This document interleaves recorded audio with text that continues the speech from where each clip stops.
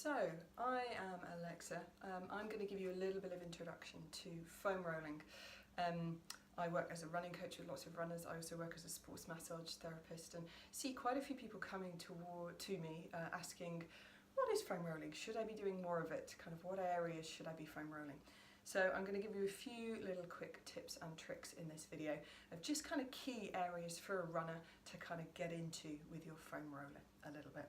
I'm going to start from the top of the legs and work my way down, and then also cover a little bit of stuff into the upper back. I think when we're doing a kind of arm driving, deep breathing when we're running, we kind of tend to forget a little bit about how much our shoulders and our arms are working.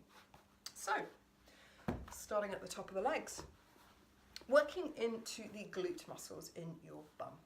These work really, really hard when you're running. They work as stabilizers for your balance. Running is pretty much just standing on one leg at speed, so these stabilizing muscles should be working quite hard. Starting off around just above the edge of the hip, so a very small movement to start with, just between the hip bone and the bone on the top of your pelvis, kind of getting into that slightly, and then starting to rotate yourself around backwards a little bit. So you're going through the top of the glutes, and then through kind of into the main glute fibres. This is a really, really nice one to do. Kind of feels quite good. Nice and slow, and if you find a little tight spot, just pause and hover on it for a little bit. That can be a really nice way of getting the muscle to undo a little bit more. Not forgetting, of course, to do both sides. Moving further down, hamstrings. These muscles kind of work quite hard a lot with running. So they seem to be very enthusiastic. Hamstring sort of tightness seems to be a little bit of a key one for the runners that I work with, certainly. So just rolling up and down in that main hamstring muscle, using your hands and that other foot on the floor to kind of keep your balance. If you feel that that's not getting into things quite enough, what you can do is actually balance yourself on, take your foot off the floor so the weight of both legs is going onto that hamstring, just for a little bit more of a kind of extreme sort of foam rolling experience. Not what everybody wants, but there if you need it. On the front is kind of a little bit more of a plank challenge, really. So we're going into the front of the quads in that kind of plank position, but rolling ourselves up and down the foam roller. And again, you can kind of rotate. So you're changing the angle, getting into all the muscle fibres, right from the hips to the knees, and making sure that you get the inside leg, the outside leg as you kind of turn it around. General rule of thumb with foam rolling is not to go over any joints or any really bony bits. So when you're doing the thighs, for example, you foam roll from just above the knee to just below the hip joint. We don't really want to be going over any joints. That will do harm and not good. The other thing when doing the glute foam rolling that I showed you a second ago is to try and stay away from the low back. Low backs, particularly if you go up a bit above the top of your pelvis, they don't really like being forced into that overextended position, so just kind of try and stay away from those. The final one is to look at working into the calves in the legs. You can foam roll into the calves really, really nicely. So just, again, kind of up and down and rotating that leg around so you get into all the different calf muscles. Personally, I think the foam roller is great for getting into the bigger calf muscles towards the surface of your skin. So the ones that are attached to the Achilles tendon.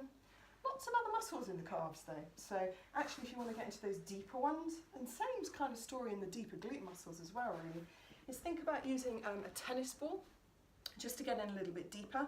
Probably with your hand to start with, because leaning on a tennis ball, well, two things happen. One, it's very painful, quite intense, and the other one is often the tennis ball kind of pings off and disappears somewhere completely different. So try working into them with your hand to start with, or up against a wall, into your glutes, and see how you go from there. Another really lovely one for the upper back, if that gets a little sore, and remember to stay away from your low back on your foam roller, is to position yourself kind of around the shoulder blades to start with, getting your head nicely supported if that's too much for your neck to hold in that position, and just a gentle movement. So if you're a woman, it will be easy to know because you stop around kind of bra strap line, heart rate monitor line, chaps. And kind of going up until you get to the top of your shoulder blades. You don't want to go, you don't want to have your shoulders off the foam roller and onto your neck. That would be not very happy for your neck. So quite a small movement again, just going up and down here. Really quite nice opener for that upper back and releasing the tension. Quite good for stress as well, if you're the kind of person that holds a little bit of tension and stress in your shoulders, just easing out those muscles at the back. So there are a few tips on kind of how to use the foam roller. One little myth I'd like to bust before I go: foam rolling your IT band.